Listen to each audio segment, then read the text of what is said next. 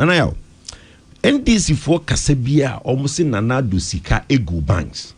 Miss Ramo. Nanado MPP bank. Yamfa Sika Engu bank.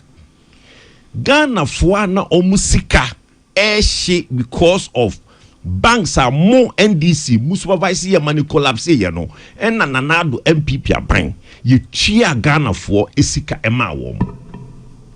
That over 24 billion Ghana cedis are Nanado ebo bosia edi share Ghana muno ye di chiama Ghanaians na omusika omaye investments in banks na se banks ni gua omu investments na eden ahye omu Nanado NPP ye bo bosia edi tua sesi kanema womo ene ye nyina yate ye papa to forcing on Joy FM some Daniel Aswati o se ene NDC aban oni sika odi betua obia sika amano.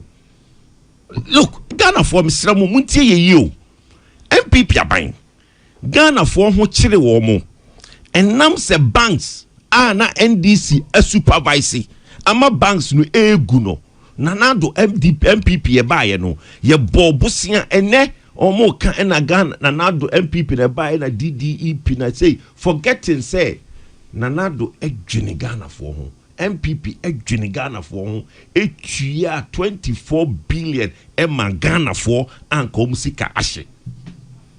Ye Papa John Dramani Mahama say within 1 year of NDC government obechia obia ni sika ashibia amano. 21st May, ye Papa Atofos and say, like, abiding niska, NDC abiding, entry sika bia, emma ubia usikashi. Intine, over 10 billion Ghana cedis na edahono. So usika kanwa, kai who said there's a difference between MPP abiding and NDC abiding. Yanko, Mr. Indum, GM Bank in so. Nana yaw. Na GM Bank, na e banko. Na enye savings and loans. Na nipa pi kate said ye MPP aban no e woso no na Bank of Ghana time undum. Debi. It was a bank.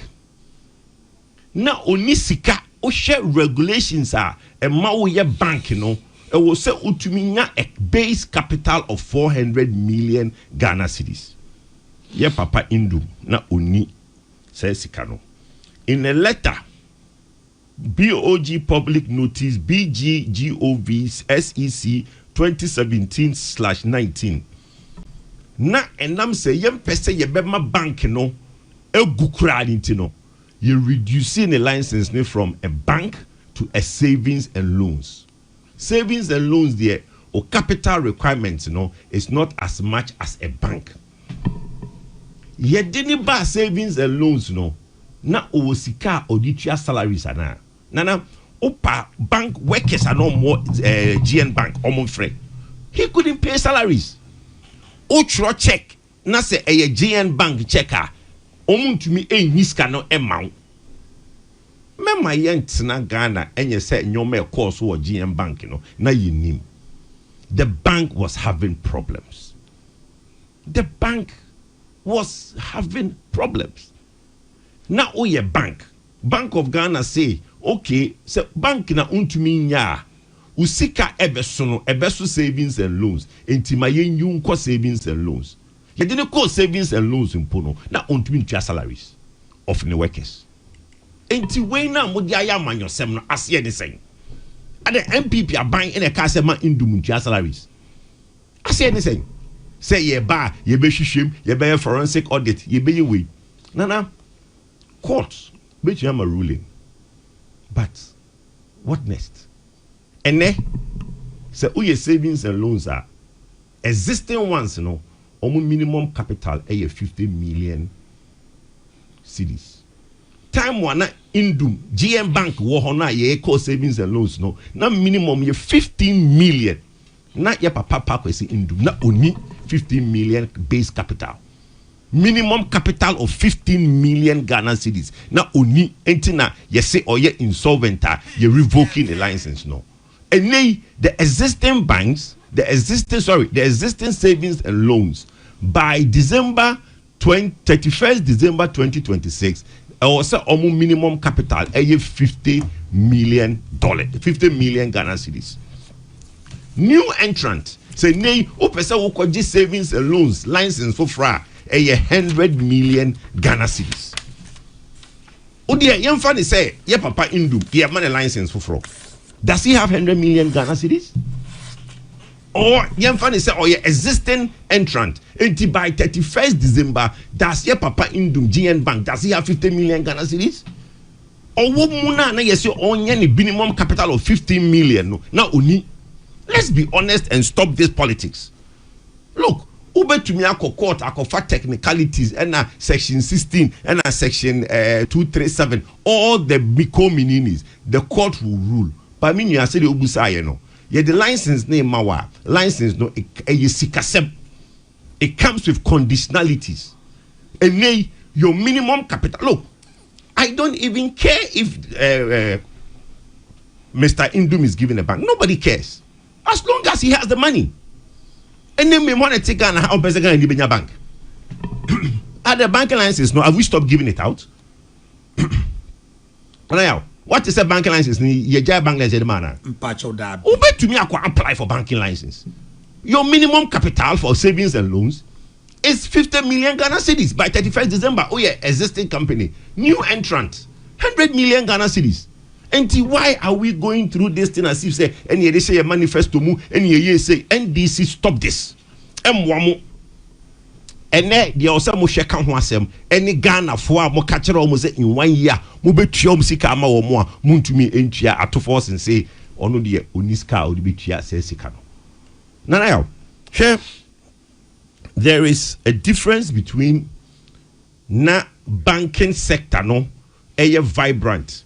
Omo kase I ena yeji India manifesto NDC manifesto omo di ashem say I banking sector cleanup no it was geared towards company be individuals be they were seen as anti-MPP. It's not true.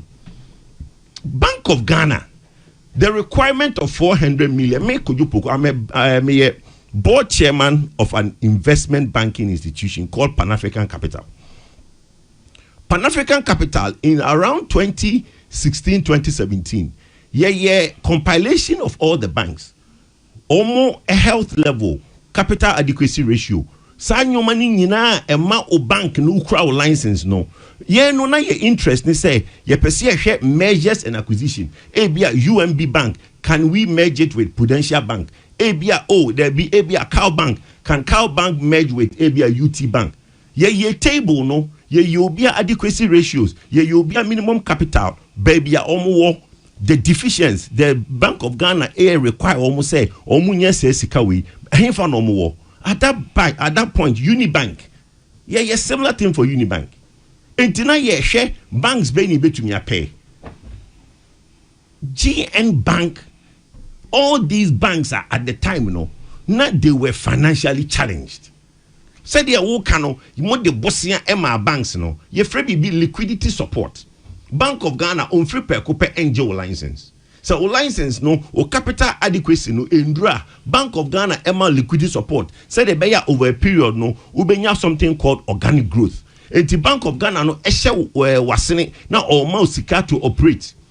All these things no Bank of Ghana ma banks ni bebre. Ye nyina ye kan Unibank reporter even when Bank of Ghana ma omo liquidity support no na nyomom di sika no na mo betina radio so TV so maka say na obi targeted banks as if say mutum dia share manifesto mu say something targeted at anti-MPP individuals and banks. Heritage Bank ye nyina ye hu how Heritage Bank enya a license. Heritage Bank when gen license kwa paso. We've read the report. Mama yen jai politics na ye dey ba sa nyoma we mu no. But ejajo ebi aka say sika over 22 billion no ye de you say ye dey save deposit sika no. Ke the sika no so ma they say GN nom ne omo maka no e na nkomo de ye adwuma be ye solvent biom no mo de tua enso a enka gosi hwa. Okay, mami cheche no munchro. Okay. Bank bia no usika eda ho ye omumie no. Ye wo minimum capital sika wo adwuma ne ye wo dia no sika odi share adwumanim ena odi hyase na nkofo di omusika abeto ho na odi eno no ye investment say de be ya also bank no obenya nsi ho na odi aye wo profit me pa cho tiase enti amfa nse ne no me bank me bibie bank me wo 400 million no me base capital now me bie bank no me bie me pono now would na ya do sika beto ho be so investment na prof the sika beto ho so investment me nua akoton Benz na oton ye no or the sika na beto ho or be so investment enti sa investment no o de beto ho a eno no e sika me bank no me pese me didi ho na me nya ho nsi ho na me be profit ama me okay enti se boso me so a anasa affish no me ye my account a e wo se me wo me 400 million na me di bie bank no eno ahasem bia ni ho na me di start bank no sika na me nua akoto Benz o de ba ye prof de ba ye wo de ba ye no e wo se eno so eda ho na me mfaso eye sika na musika mo de ba ye no me de koye adwuma no eno mfaso no abeka ho now let's yenhwe di see wo banks we mu one enam se ndwuma na omo ye no investments are na bank ni eye no almost 400 million na ne da ho no na eno eswati two wo sika na odi akoto ho no odi akoye investments bi amasa investment no ono koye no ne nsa anka enti sesia se wukọ se onfa usika mawa minua akoso onfa bank sika ni mana unyama obenya ma okra kire okono koyi ni 400 million na eno so ate no oyi anu bi edema enti at that point no ye free bibi see the capital adequacy ratio no ye obibi a eno mo hwe o liabilities e ka wo de any sika wo e wo say eye a certain ratio say e ka wo de e dosu brubro esen wo unse na Bank of Ghana assembly buy no what set unse na Bank of Ghana assembly can negative equity be thank you say e ka wo de e dosu sin ujetre where's where be shop oka e dosu sin ujetre a adwuma na wo ye no ngui egu shop ni si ho de wo nyoma gum but o se e ka wo de a e dosu sin ujetre so on paper shop no egu that is the problem with the banks. On paper, the banks have collapsed. But GN's argument, so I can say, Ghana buying Amema and Kofobi contract. Oma raise IPC as I say, a buying sheso. Now, Auditia Omoka. It is a young fan say, Kanwa or DNO, ayeka was in a senka buying so 2 years our contract as Nina, no so de Brenois. Unibank was one. Okay. But your Bank of Ghana. The Biami Kase, Bank of Ghana, any GOG, Government of Ghana, a two different entities. So, say, wako ye o transactions, na a bind oka, na oma o de Bosnia ma omuntuai, court ne coaches ya bank for Osika. Bank of Ghana, it be na omo ye, you see, NDC for no finance no montiasi. It be na omo the ye, Heritage Bank, Heritage Bank report. Heritage Bank, the car, a bind no. And a kwaje license. Say me uska but I will buy her with the abide the cano. She has never my license. It's not done. That's not wholly true. Oh, my brother. I don't want to disturb it. I don't want to say, finish. I'll come in on that. No, you need look in financing. If we be vanilla debt, okay. Now tier 2, yes, tier 1 and tier 2 debt. Tier 1 debt a physical capital injection. Me adwumane media no me de sikase abishim. Your friend no tier 1 debt. Tier 2 debt is more like a debenture vanilla. And no utumi ko bobusia over a certain ebia unya 15 years, unya 15-year money. It can be classified as a tier 2. Because a long-term debt in 2020 abishim. Now Bank of Ghana will accept it as base capital. But normally, Bank of Ghana here fresh investment of capital. But ukonya long-term data, utumi de ba omotumi qualify no as debt. So that make action. I sit as a chairman of an investment bank. And tiana munjai santu na mutugu in Ghana for you know. Untumi fa a car obido. And co-regulator who say sheka obidime so. Because you see, at the Bank of Ghana junior home, any world bank no. At the Bank of Ghana junior home, a depositors money. That's the most important thing for Bank of Ghana. Because who be, you know, say you when secure bank na omo musika guhoni nyan ebeshi. Na Ghana ha say yan fast kwan na ye fa no 2017, 2018, 2019 na minia anka there will be a recession in Ghana. Because in kofu be bresika na go bank no anka beshi. Because omo ye onimye no omo ye. Look, my memo example. Ebi a company A or ye company A finance. Now waju sika. Now we ma high interest interest investment. Now or the akogu ho. No so akọ. No ma starting yeah these investment or see a dine or see way thinking say or ton or do sika no e could see real estate or the yes no we heard about what DKM did. DKM. That DKM investment on this kind of year and poultry farm or the be cement factory or the be block factory. Omo di yenyoma bebre thinking say onya say sika na or being bebre infasone ba na or the amounts are high interest now or promise you no. And business doesn't work like that. Sa nyoma ni nyina no mo koya na business no sika na hye. Enti sika na hye no who investment now koye na company A finance no. Company A finance akoma company B finance. Company B finance akobie njuma bebre e de ses kana ko hyem e na sika na ko hye infasone ama. Enti company A finance sika no akodi company B finance or company B finance ashiska no. Sika ni ho.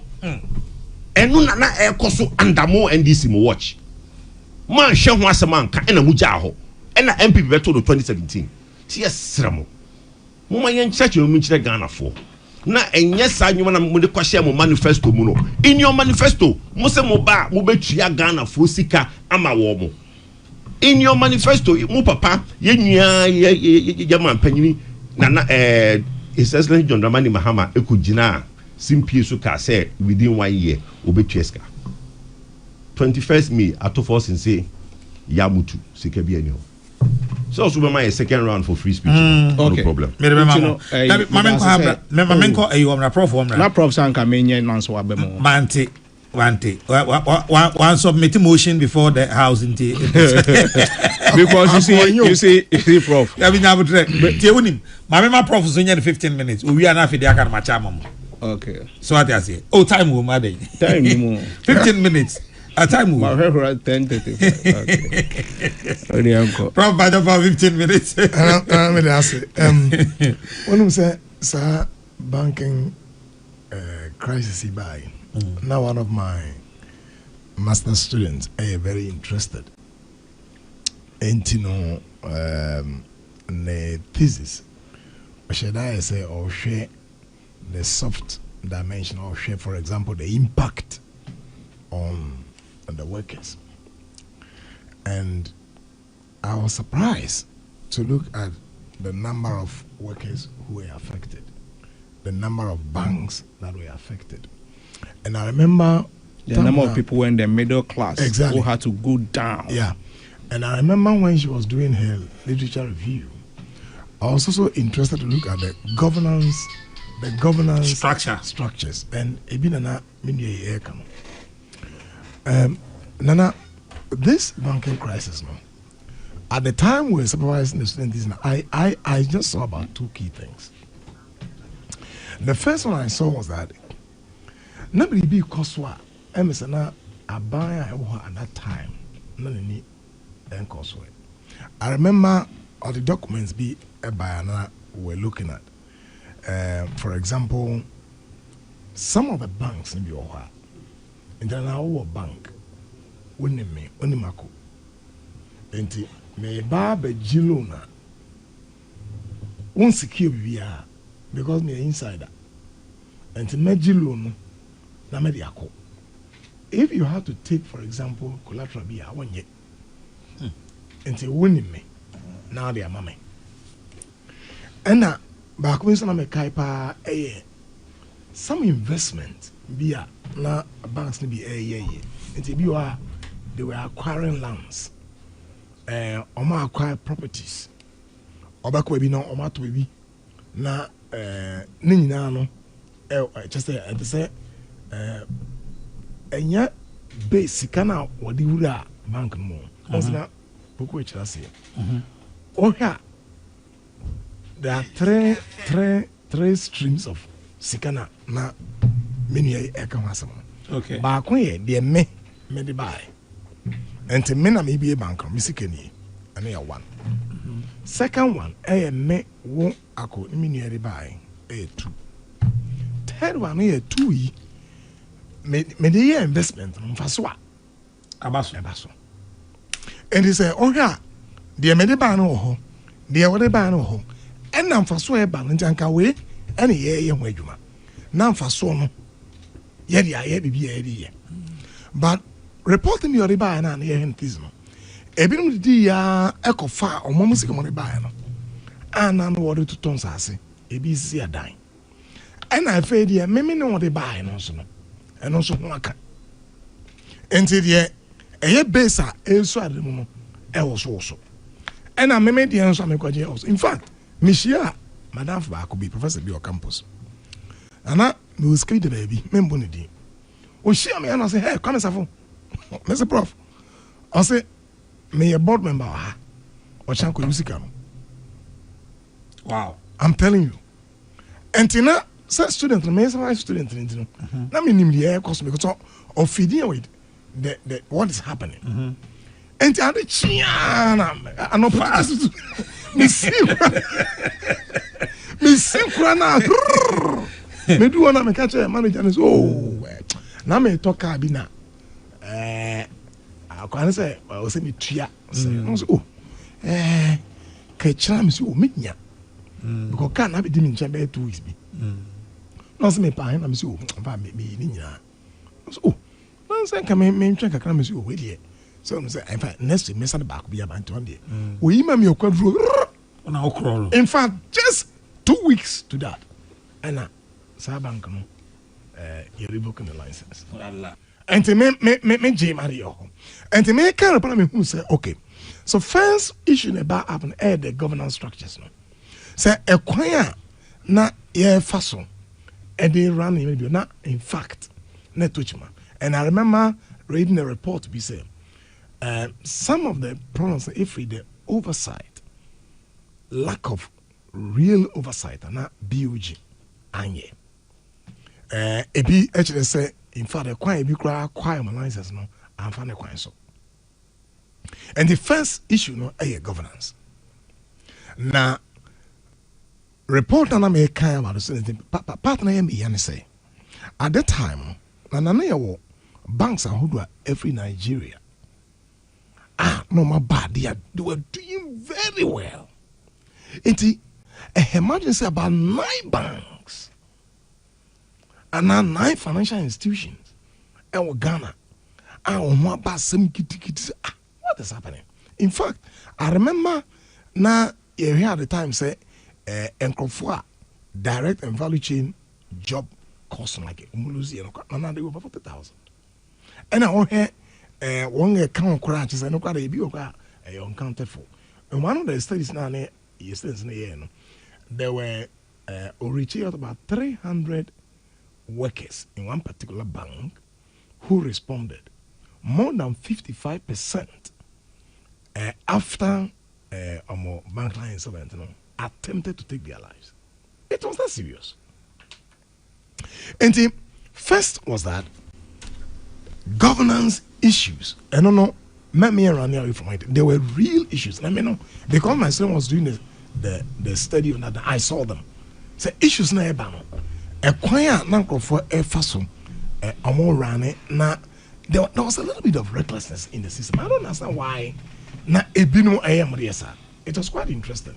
Na nini na say there was lack of supervision. Na ebi sana me when I bank and I made me sick I told you so. Now run here no. See I can't hear pa. I can't hear pa. Also run the bank ni biwa. Say what the music about me. What dear na? What they ban? I what dear. And actually me media no and I would do. Now me say be a prophet you ha me so menya. And say for some time the SSA ye media no. I wouldn't down one. Unya prophet dey to work sika. Na me say be kakra be nya no. What they mama no say we are reckless about it are dangerous. So that was the first time we here. And I feel we are free. Nana, the other thing na ebano na a more of the main kind of the grapevine. Oh, sir, and even na on kind a bank being pet bank here we my bank. We no say we no bank. Sir, in Ghana, as I area ba. Say a kalau say banky. We are Sumesi Bank, meaning that politically, say you have called elections. Over to me as potom by the color saying green as maba. It may not be true at all, but Obama say I say Obi Nani as you saw. That would mean say even if issues be what, Nana you can remedy it. A son said the color went to the Nipana, as I saw dear him, no has all yari no on yet. Obey ma watiato not the about team Ghana. In fact, I remember getting to the latter part of the anyway, no, or interview man, you know, you know what I say. Yes, there were governance issues, but they were remediable. Like Ube to me are correct. Ube to me are correct, I say, and yeah, dear, as I say, a piano bank in a good. Yeah, until I'm not man for this argument. I say, if the gap, the capital gap was about 4 billion, now where you saw about 25 billion, and the air clean up now, people were talking about the logic. But saying no chance, there are real issues there. But the point was that now the colors be akala some of the banks, and even if you are doing what was right, you'll be seen as you wanted to destroy that bank. But what is quite interesting, Nana,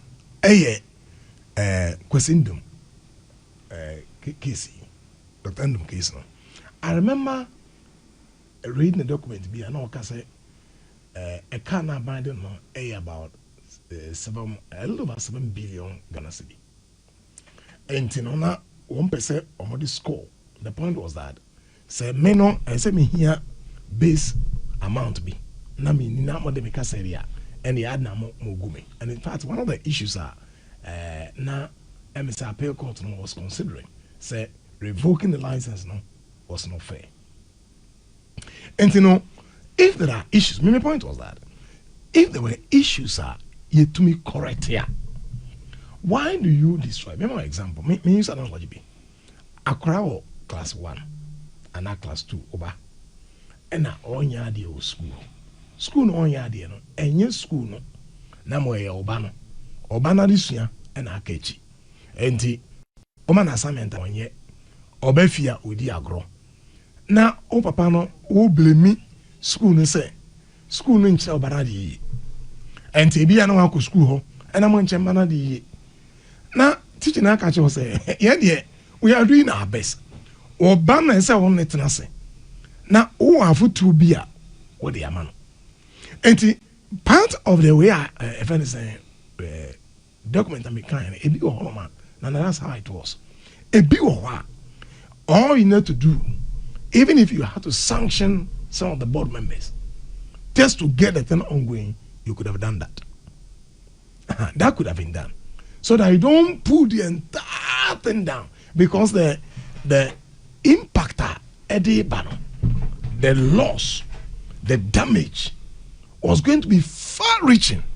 And he said, to me at area, why not? So that you don't have to go to the school and attack the school. Say, when I'm mentioning Banadi, and I'm into school fees, and I'm into Aquarius, any school at the channel, a symbiotic relation. The way I say, you have to find out where the problem was. Until we saw that also didn't work well. Say, perhaps for all the 9 way some of them need to me. I know that Nana, some were acquired, 5 were acquired, 2 were acquired by GCB, and I'm say 5 and a CBG no consolidated no. But I'm say Heritage Bank and Premium Bank there, their licenses were revoked, if I recall. Yeah, so okay, Heritage in the Premium. And you know, some of the things could have been intervened. Finally, Nana for Poku Sindhu, Metieno carefully. Now, there is Nekasemo. Tia some kind. And I think say Onoankasa is being cautious. Or say they will go back and try and do better. Visa. Maybe I'm not quoting that, but he's putting a caution. Say, one bear iron ye. Meaning, say, na bibiana e cost papepe. Na meno, come self-reflection. Self-reflection is very powerful power. Say, say bibian kui. Na when your opportunity to correct it, do it and do it right. Ena miti nasana meniaji on say yamano a second chance. And when you a second chance, they should do it and do it right. I was also happy. Say one can say, move all the branches because you will not be able to pay workers. And it means by this time, I mean, asset be brave. Be quiet as a BSS SSF now or back or back a curriculum. And on no chronic there's a caution there. And I like that. I like that because of the view say there were governance issues, not some of the banks. In fact, maybe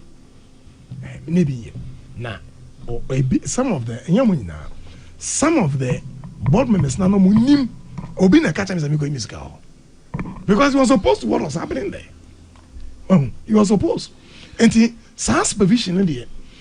Say ma a minimum license as I see a tighten idea because we don't want men and now say in some of the banks I lost my money. Oh, I'm telling you. I lost money there. Where the one can't Meluzubi. What they show? Oh, still many press like they do. Because me TB. And many are because okay. Many are you hopa. A bit of what? And some American any now. A bit of what? No more, you know. Nay, yet. Sir, and to say, I'm yet careful. Maybe see ye politics in freedom. And both the Akoka and a part of your me pencil. Because see, your papa could send them. It's a good news for him. Say, I didn't say no. A beboa. Uncle for lose my juma. Near the Nina. Yes, it is so Ghana and you may be my Gina. Now, so be all. If it's a Meluzubi, tell me. Now, so no one say. One a tenancy make decisions, no. As I see as advising who say, no, but I'm a very handsome yes, as a cano. Ah, medical to her, Obi, I reckless, Obi reckless, the Meluz, no, I am a yapa. And as I see me a con, because I am fair to the Ghanaian worker, say, Obajinisika, not Yako to baby. No, Nippon or see all manage. Now I do. Now, men's medium, as is me, Ajamendie. Now, you don't license the Mexican Swire. And those governance issues, dear, send nice and you'll be Saban. Make a choice as Abango. They had the license manner. Many the first time I go to Miska. On say, on by the Posito, Market Miska. Make what is the Scoko party at Chance and Miska. And governance issues were true. And we shouldn't run from it. But now, restore a minimum way, no. Young country must say, one step at a time. This nation and all workers who are banking, they deserve better. And yambo yensuya banks mobile. We shouldn't destroy them. Say, baby, or why to me ejina. Near mona mojuna kosuba. We shouldn't destroy them. Mate, we shouldn't destroy them. In this, in those discussions, in idea about what one was a mention anti and say Bank of Ghana was supervisory division. Our Mojumani say Aku Gunn, Nsafoah Poku, Professor Nsafoah, Mama Omo license say Omo nim sika ho adwumanti Omo betimi agege nkofo sika. Me wo obi asese wode na nidi Omo achihwe say emra na me hwe ya me gina so the license no Omo de here. I said it in my earlier submission. Okay. No, make from the general akokra perspective say Sankofo na Omo was supervisor. DNA no Omo here. Apart from the no here, they say sika na hye. Yakofa 22 billion za da betuaka. DNA yes Sankofo no. Omo ta so to waji aketua. Anyway, you see, let me put this in proper perspective when it comes to the collapse of Heritage Bank. In fact, you Heritage Bank because of the shareholding, the 70% shareholder, I just say do Agungo. Right. Yes, say, Wakokofa Edrubi Abre, your friend is saying, Cocoa Board, your friend no Litovit. Na Sasem no Ejina court because na those were the days are now on your puni Ejina court, no. Inti if they lose, na purchase says he can Litovit Sikano, and na onya profit edibegu bank no. Abra judgment and buy. How do you collapse such a bank? Really? Yes, that's not true. Maintain that. That's not true. Tell me. The license was held. Oh, the report is there. The report is there. Obia. Oh, Gugu. How much?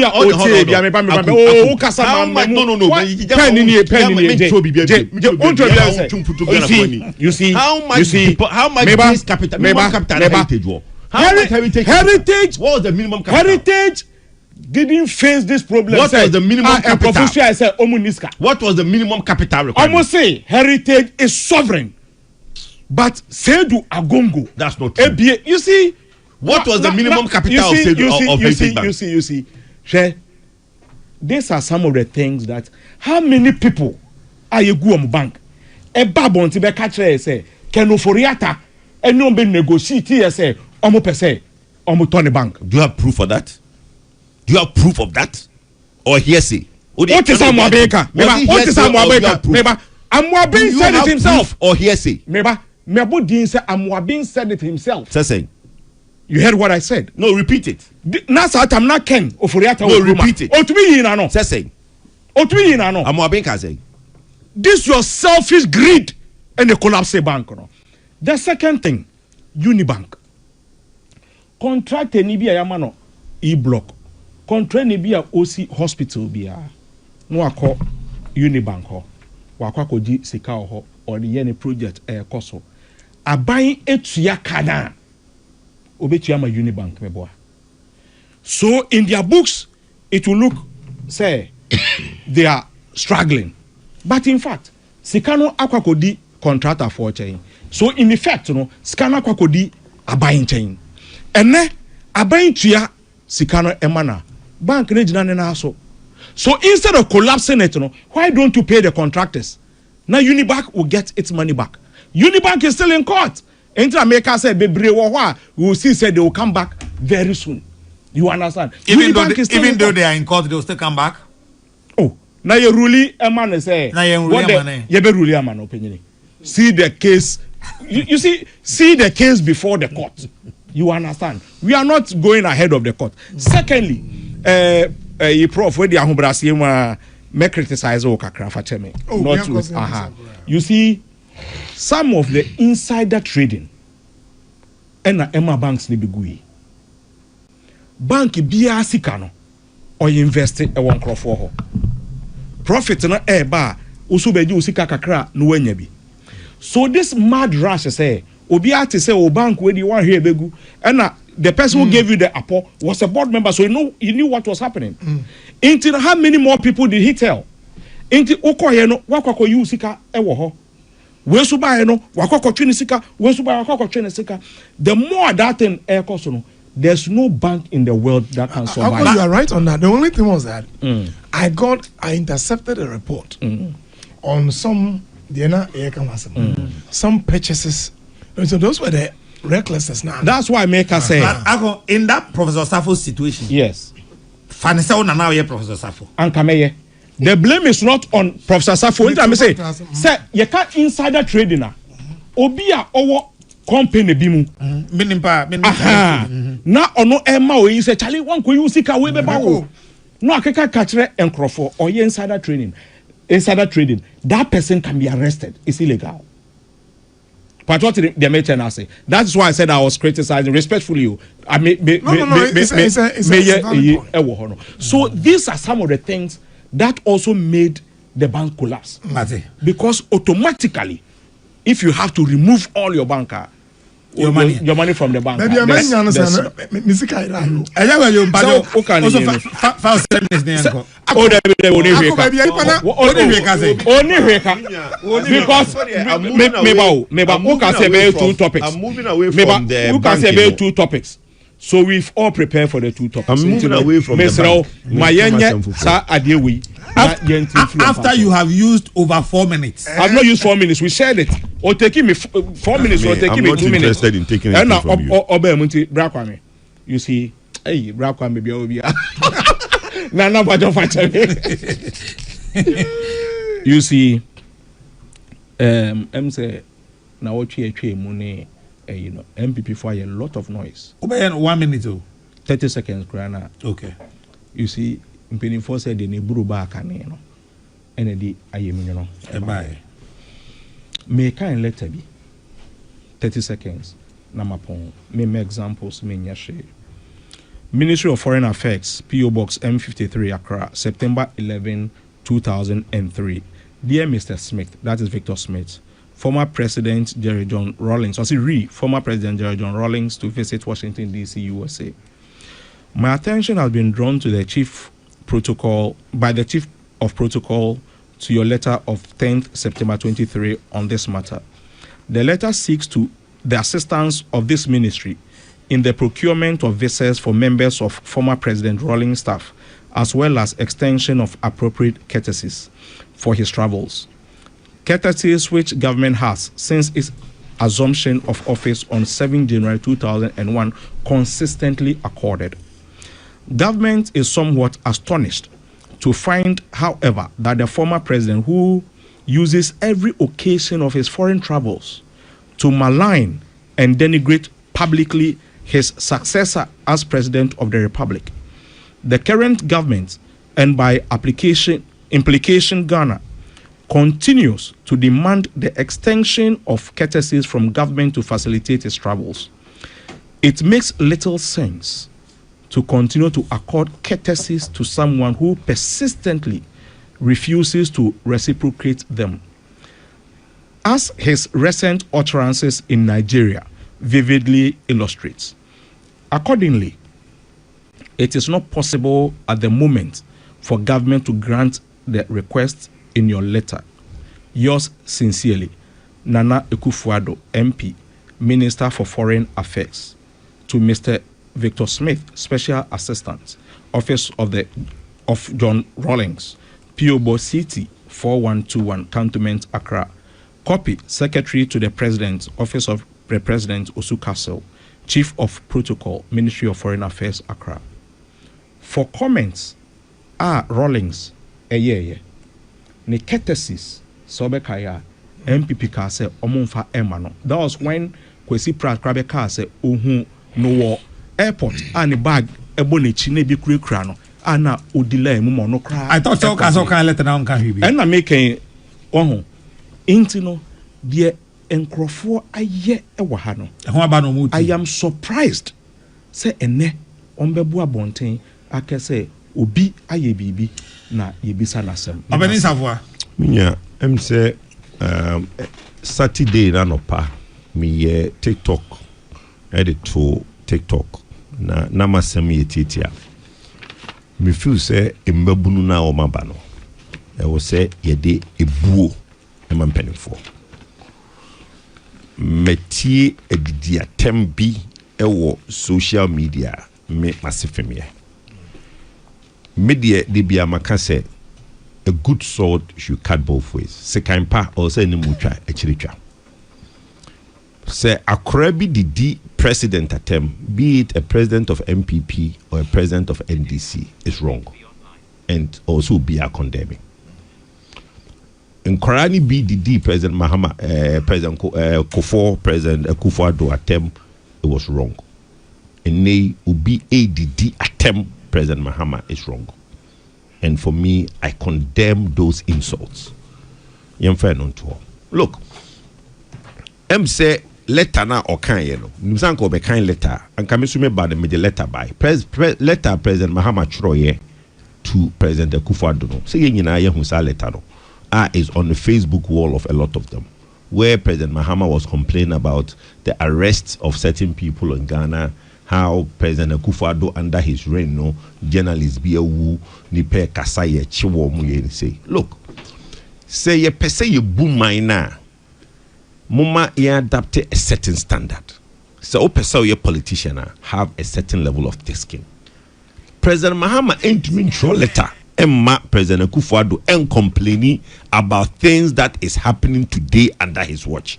Oko kan omsi o say ono de on kan hwe ono de so nim ho hwe security agencies any state apparatus na yo majuma. Really? Nanado de no ankasa na ekọ efie mu kwache nkofo. Nanado also was not the one arresting. It was the state agencies and state apparatus and the police doing their work. Wonderful. No, look, you condemn in perpetuity. That's me, my point. Look,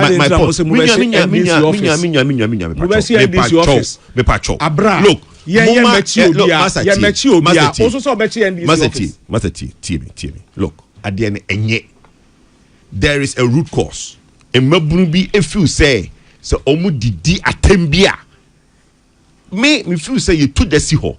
Near spending millions of dollars to elect a president. Yes, just because for the fun of it. We elect somebody for the high office of this country to rule us, and all respect should be given to that person. Say me papa no dina temo enyame de. But me point ni say muma yen hwe na yen kan yen kan. Me kan of social media say me advise MPP youth say me sere wo mo. Muma yen jai edidi atem no. O ten say mo be ka kire me. O be ka kire me say yen MPP for ye be jai o. Na NDC for be jayana because NDC panyini bia embaye embeka a similar to NDC for me kujo Poku ma ba out abeka sasem we say me sre NPP youth muma yenjai dia tem no on kan kire me ne NDC me pacho I am a senior member of the MPP. Which of your senior member in NDC has come out the way I have come out? None. Name one person. Name one person. Prof, I have said name one person. I have said it over and over. Say it here. Repeat it here. I have said it over and over again. Repeat it. Prof. News. Anna, Mami abstract never pon me.